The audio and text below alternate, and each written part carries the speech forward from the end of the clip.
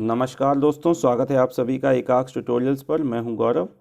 Friends, जैसा कि आप देख सकते हैं स्क्रीन पर, यह उत्तर प्रदेश लोक सेवा आयोग की ऑफिशियल वेबसाइट है और यहां पर विस्तृत विज्ञापन जारी कर दिया गया है। और इच्छुक अभ्यर्थी जो भी एलिजिबल हैं प्रवक्ता पद के लिए राजकीय इंटर कॉलेज में, वो अप्लाई कर सकते हैं।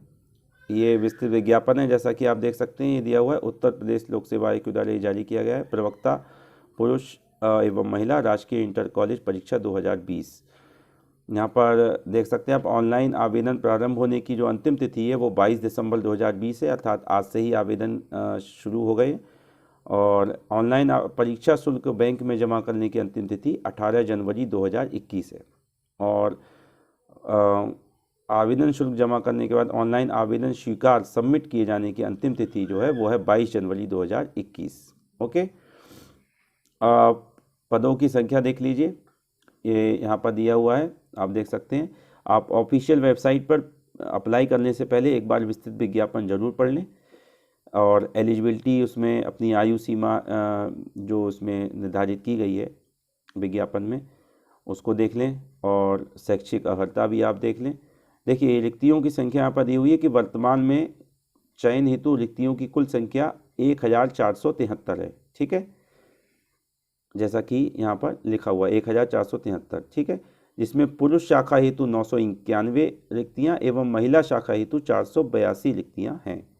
ठीक है, नीचे पुरुष शाखा हेतु रिक्तियों का विषयवार जो है विवरण दिया हुआ है।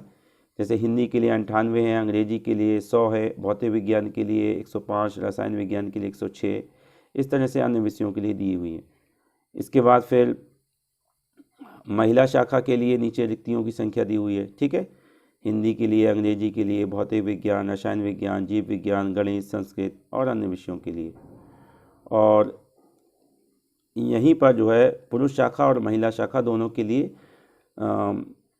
श्रेणीवार कितने पद जो है हैं किस विषय के लिए, वो भी यहाँ पर जो है ये जो टेबल बनी हुई है इसमें दिया हुआ है। अनारक्षित के लिए कितने हैं, EWS के लिए कितनी हैं। ठीक है, और अन्य पिछड़ा वर्ग, अनुसूचित जाति, अनुसूचित जनजाति, तो ये विषयवार जो है आप देख सकते हैं पुरुष शाखा और महिला शाखा के लिए कितने पद हैं। ठीक है, अब इसमें शैक्षिक अर्हता देख सकते हैं आप। देखिए, आयु सीमा देख लीजिए। आयु सीमा इसमें जो निर्धारित की गई है,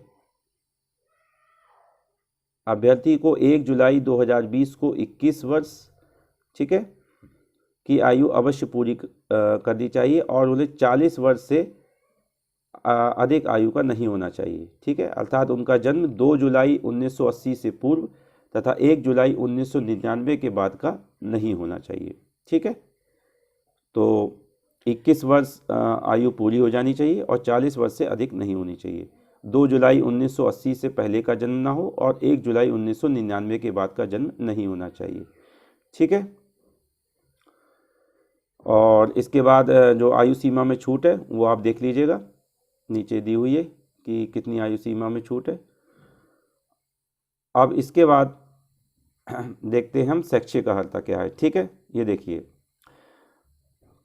पद का नाम नंबर 1 पर दिया हुआ है। सबसे पहले प्रवक्ता पुरुष एवं महिला समाजशास्त्र, भूगोल, अर्थशास्त्र, इतिहास, नागरिक शास्त्र, भौतिक शास्त्र, रसायन शास्त्र, गणित, अंग्रेजी, इन विषयों के लिए शैक्षिक अर्हता है भारत में विधि द्वारा स्थापित किसी विश्वविद्यालय से संबद्ध विषय में स्नातकोत्तर उपाधि या सरकार द्वारा उसके समकक्ष मान्यता प्राप्त कोई उपाधि। ठीक है, स्नातकोत्तर उपाधि होनी चाहिए या उसके समकक्ष सरकार द्वारा मान्यता प्राप्त कोई उपाधि। इसके बाद प्रवक्ता पुरुष एवं महिला जीव विज्ञान के लिए वनस्पति विज्ञान या जंतु विज्ञान में स्नातकोत्तर की उपाधि होनी चाहिए। फिर प्रवक्ता शिक्षा शास्त्र के लिए इसमें मनोविज्ञान या शिक्षा शास्त्र में स्नातकोत्तर की उपाधि के साथ राजकीय या मान्यता प्राप्त प्रशिक्षण विश्वविद्यालय से LT डिप्लोमा या भारत में विधि द्वारा स्थापित किसी विश्वविद्यालय से शिक्षा शास्त्र में स्नातक उपाधि। ठीक है, या भारत में विधि द्वारा स्थापित किसी विश्वविद्यालय में शिक्षा शास्त्र में स्नातकोत्तर उपाधि।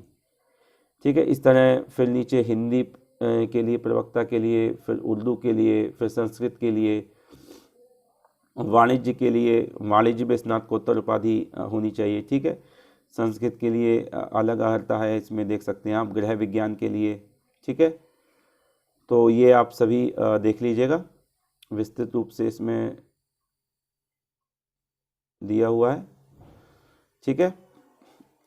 एक महत्वपूर्ण चीज़ इसमें जो दी हुई है, ये देख सकते हैं आप, 14 नंबर पॉइंट पर लिखा हुआ है यहाँ पर, ठीक है, कि प्रारंभिक परीक्षा के आधार पर मुख्य परीक्षा में प्रवेश हेतु रिक्तियों के 13 गुना अभ्यर्थी सफल घोषित किए जाएंगे, ठीक है। कितने गुना? 13 गुना, ओके। चलिए अब आगे देखते हैं इसमें, ये आप पढ़ लीजिएगा विस्तृत रूप से जो इसमें दिया हुआ है। अब हम मुख्य रूप से देख लेते हैं ये प्रारंभिक परीक्षा हेतु परीक्षा योजना एवं पाठ्यक्रम। देखिए, प्रारंभिक परीक्षा जो होगी, इसमें प्री परीक्षा होगी, उसके बाद मेंस परीक्षा होगी, ठीक है। प्रारंभिक परीक्षा में सामान्य अध्ययन वैकल्पिक विषय का एक प्रश्न पत्र होगा, ठीक है, जो कि ऑब्जेक्टिव होगा अर्थात वस्तुनिष्ठ होगा, वह बहुविकल्पी प्रकार का होगा, ठीक है। इसमें प्रश्नों की संख्या 120 है। कितने प्रश्न हैं ये देख सकते हैं आप, लिखा हुआ 120, वैकल्पिक विषय के 80 प्रश्न तथा सामान्य अध्ययन के 40 प्रश्न। मुख्य परीक्षा के लिए जो परीक्षा योजना एवं पाठ्यक्रम है, उसमें आप देख सकते हैं कि मुख्य परीक्षा में 2 प्रश्न पत्र होंगे। पहला प्रश्न पत्र जो होगा वो सामान्य हिंदी एवं निबंध का होगा, 2 घंटे का समय मिलेगा, 100 अंक का होगा, ये 100 अंक का। और दूसरा प्रश्न पत्र वैकल्पिक विषय का होगा, ये इसमें 3 घंटे का समय मिलेगा, ये 300 अंक का होगा। दोनों ही प्रश्न पत्र परंपरागत होंगे अर्थात ऑब्जेक्टिव टाइप नहीं होंगे ये, ठीक है। नीचे पाठ्यक्रम दिया हुआ है, विस्तृत पाठ्यक्रम है ये सामान्य हिंदी का, ठीक है, और इसमें सामान्य हिंदी का, और फिर नीचे हिंदी निबंध का। हिंदी निबंध के लिए 50 अंक निर्धारित हैं और सामान्य हिंदी के लिए 50 अंक, ठीक है। निबंध हेतु जो टॉपिक हैं वो नीचे दिए हुए, साहित्य संस्कृति, नंबर 2 राष्ट्रीय विकास योजनाएं उनका क्रियान्वयन, फिर नंबर 3 पर राष्ट्रीय अंतर्राष्ट्रीय सामयिक सामाजिक समस्याएं निदान, ठीक है, और विज्ञान तथा पर्यावरण, प्राकृतिक आपदा एवं उनके निवारण, और कृषि उद्योग एवं व्यापार, ओके। नीचे फिर ऑप्शनल सब्जेक्ट का विस्तृत जो पाठ्यक्रम है वो दिया हुआ है, परीक्षा योजना दी हुई है। परीक्षा योजना देख लीजिए, महत्वपूर्ण है ये। वैकल्पिक विषय में जो प्रश्न पत्र होगा, दूसरा प्रश्न पत्र होगा मुख्य परीक्षा का वैकल्पिक विषय का, जो कि होगा, उसमें कुल 20 प्रश्न होंगे, सभी प्रश्न अनिवार्य होंगे, ठीक है, और 3 खंड होंगे। पहले खंड के अंतर्गत 5 प्रश्न होंगे जो कि सामान्य उत्तर ही होंगे, अर्थात उत्तर देने की जो शब्द सीमा है वो 250 शब्द होगी, और प्रत्येक प्रश्न 25 अंक का होगा। फिर खंड बा में 5 प्रश्न पूछे जाएंगे लघु उत्तरीय, जिसमें कि 150 शब्दों में आपको उत्तर देना होगा, और 15 अंक का एक प्रश्न होगा। और खंड सा में 10 प्रश्न होंगे, एक प्रश्न 10 अंक का होगा, और उत्तर देने की जो शब्दों की सीमा है वो 50 शब्द होगी, ठीक है। तो इस तरह से ये द्वितीय प्रश्न पत्र का जो है परीक्षा योजना हुई, पैटर्न हुआ, पेपर पैटर्न, एग्ज़ाम पैटर्न। और नीचे फिर वैकल्पिक विषय का पाठ्यक्रम दिया हुआ है, ये हिंदी का दिया हुआ है। फिर नीचे आप देखेंगे तो इंग्लिश का भी है, यहाँ पर भौतिकी का है, फिजिक्स का, केमिस्ट्री का है, ठीक है, रसायन विज्ञान का अर्थात, ठीक है। फिर जीव विज्ञान में वनस्पति विज्ञान, गणित का है, जंतु विज्ञान, और इसी तरह से अन्य जो सब्जेक्ट हैं उनके पाठ्यक्रम दिए हुए हैं। इनको आप देख लीजिए, जिस किसी भी विषय को आप चुनते हैं उसका पाठ्यक्रम आप एक बार ज़रूर देख लें, और अप्लाई करने से पहले एक बार विस्तृत रूप से विज्ञापन जरूर पढ़ लीजिएगा। आयु सीमा आप देख लें, और शैक्षिक अर्हता जरूर देख लें, ठीक है। और एक आवश्यक यहाँ पर जानकारी जो इसमें दी हुई है वो उसको आप देख लीजिए।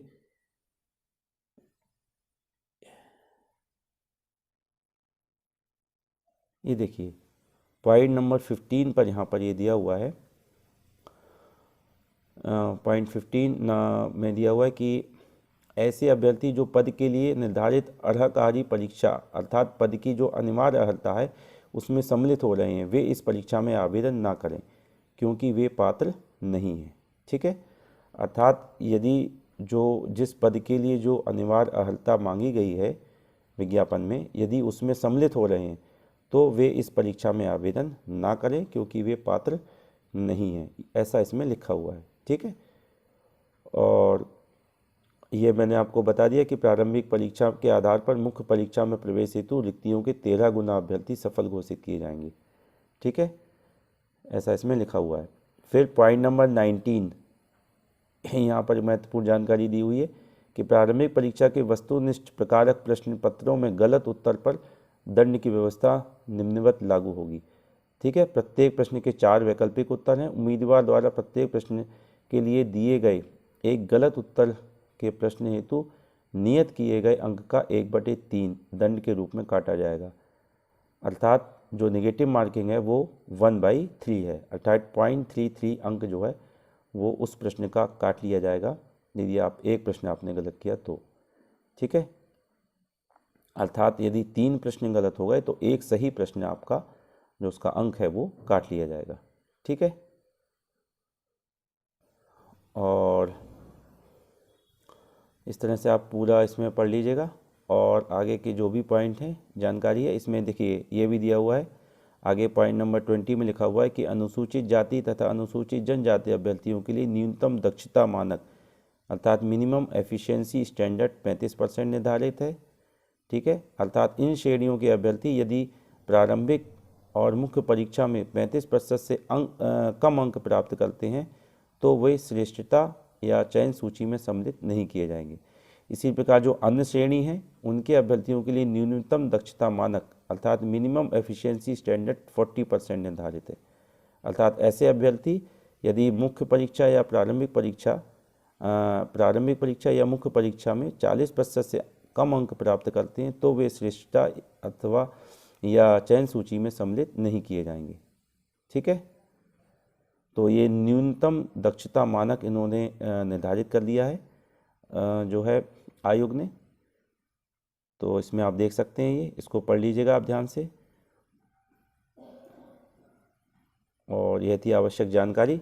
तो अप्लाई करने से पहले एक बार ज़रूर पढ़ लें।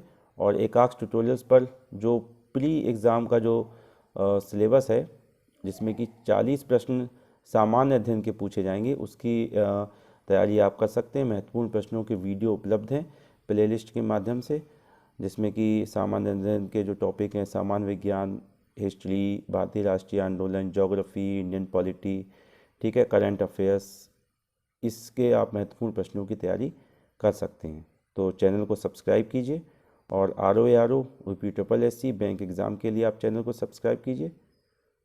ठीक है फ्रेंड्स, तो मिलते हैं हम अगले वीडियो में, तब तक के लिए धन्यवाद।